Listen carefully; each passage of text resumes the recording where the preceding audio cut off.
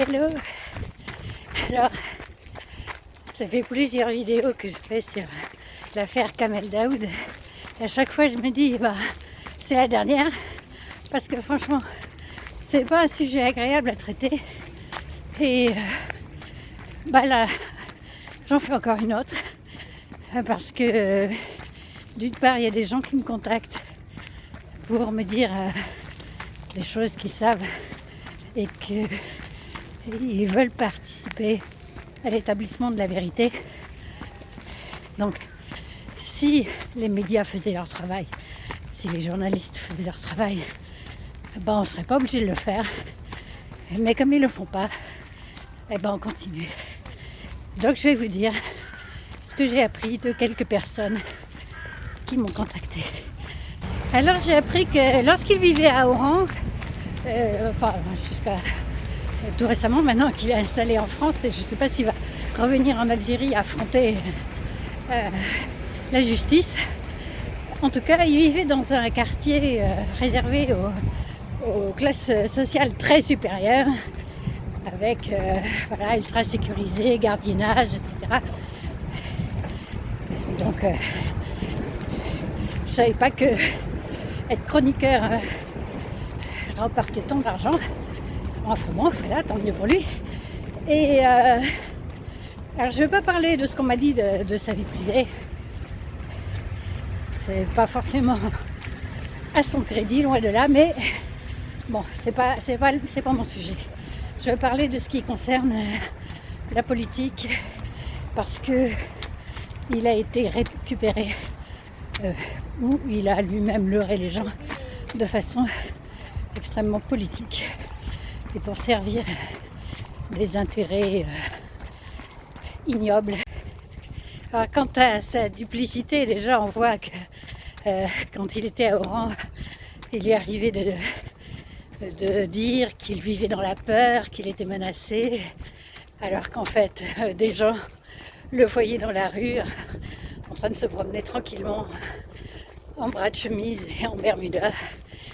Bon, alors on a compris le personnage qui invente des persécutions qu'il ne subit pas, bien au contraire, puisqu'en fait, du temps de Bouteflika qu'il critique de temps en temps dans ses chroniques, comme je l'ai dit dans ma dernière vidéo. En fait, il était proche du Premier ministre de l'époque. Ils se tutoyaient tous les deux. Et ce que m'a dit l'interlocuteur que j'ai eu à propos de ce sujet, je me suis dit, c'est étonnant quand même, puisque de temps en temps, il se permettait des critiques sur Bouteflika. Et cette personne me dit, mais je pense qu'il servait de soupape au régime pour faire évacuer un peu la tension qui était grande, surtout sur la fin de règne de Bouteflika. Et voilà, en fait, apparemment, il jouait double jeu. Mais je dois dire qu'effectivement, dans ces chroniques, il y a des pics sur Bouteflika, mais l'essentiel, comme je l'ai déjà dit d'ailleurs, ce sont des critiques sur le peuple algérien, auxquels il exprime tout son mépris. Et donc, en fait, ça servait plutôt les pouvoirs en place qui pouvaient dire c'est le peuple qui est incapable, voilà, et se déresponsabiliser comme ça. Et il était proche aussi d'un milliardaire et qui était lui-même proche de Bouteflika. Donc voilà, on a compris le personnage, mais tout malheureusement confirme ce qu'on avait compris de lui. Et ce qu'on m'a dit, c'est qu'en fait, il a toujours été du côté des pouvoirs en place. Ça se vérifie en ce moment en France aussi.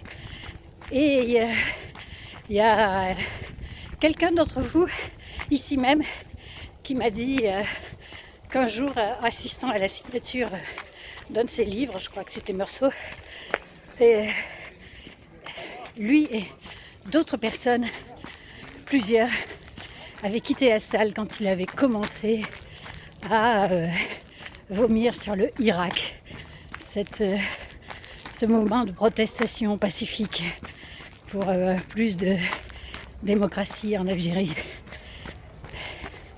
Voilà. Donc ici en France, je l'ai vu se plaindre, enfin dire à des journalistes complaisants que tout ça c'était la faute de la gauche dans les pays arabes et dans les pays du Maghreb qui n'avaient pas su se faire entendre. Et quand il y a un mouvement progressiste, lui il lui tape dessus. Et quand il est en France, il s'allie, il épouse tous les textes de l'extrême droite. Donc faire semblant d'être progressiste alors qu'on fait tout le contraire, voilà, c'est toujours sa façon de faire.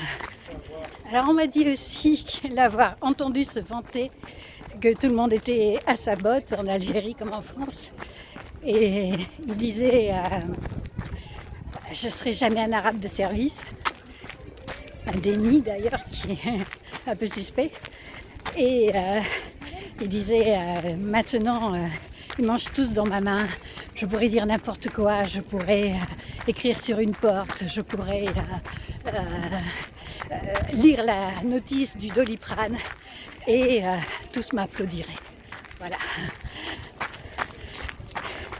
Il recevait aussi des sollicitations de politiques importants en France. Et ça le flattait beaucoup, il en était ravi. Comme me dit quelqu'un, donnez-lui un peu de lumière et il dira ce que vous voulez qu'il dise. Alors quand j'ai entendu tout ça, j'ai pensé au roman de Stevenson, L'étrange cas du Dr Jekyll et de Mr Hyde. Et voilà, je me suis dit là, c'est l'étrange cas du Dr Goncourt et de Mr Daoud. Et en fait, c'est pas si étrange que ça comme cas, parce que c'est assez facile de se rendre compte que dans ces milieux où les gens arrivent à se mettre sur le devant de la scène, à se mettre en avant, à chercher la puissance, eh ben ils sont à peu près tous comme ça, des Dr Jekyll et Mr Hyde. C'est très banal. C'est la recherche d'une lumière artificielle parce qu'on n'a pas de lumière intérieure en soi. Voilà, ça c'est la façon dont je vois les choses, qui me rappelle d'ailleurs toutes les lumières artificielles que Macron a fait installer dans la cathédrale Notre-Dame, alors que normalement elle était conçue pour recevoir la lumière du ciel. C'était ça symbolique qui descend par les vitraux. Lumière naturelle, parce que le divin, c'est pas l'homme qui le crée avec ses artifices. La vérité, c'est pas l'homme qui l'a créé avec ses artifices. C'est quelque chose qui nous dépasse et à laquelle nous devrons reconnaître ces immenses qualités qui nous donnent beaucoup de joie. Allez, prenez de la joie vous aussi. Et à bientôt. Ciao, ciao.